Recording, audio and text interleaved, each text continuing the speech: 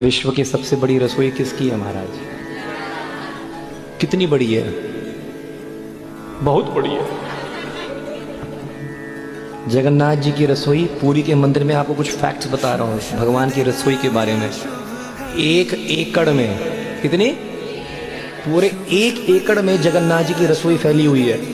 और उस रसोई में एक ही द्वार से एंट्री भी होती है और बाहर भी एक ही द्वार से आया जाता है।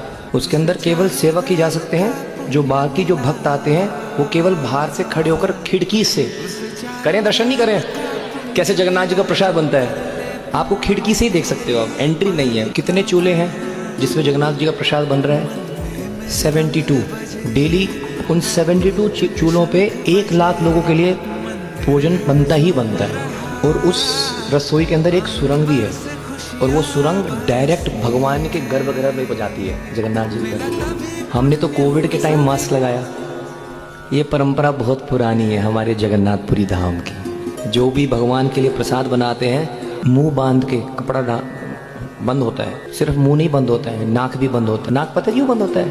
कि भोग की खुशबू भी हमारे पास अपने नाक में नहीं आ जाए।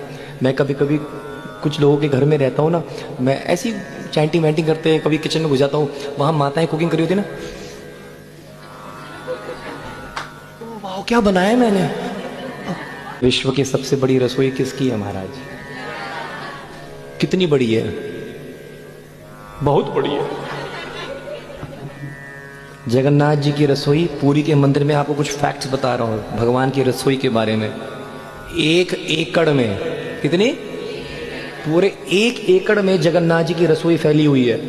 और उस रसोई में एक ही द्वार से एंट्री भी होती है और बाहर भी एक ही द्वार से आया जाता है। उसके अंदर केवल सेवक ही जा सकते हैं। जो बाकी जो भक्त आते हैं वो केवल बाहर से खड़े होकर खिड़की से करें, दर्शन नहीं करें।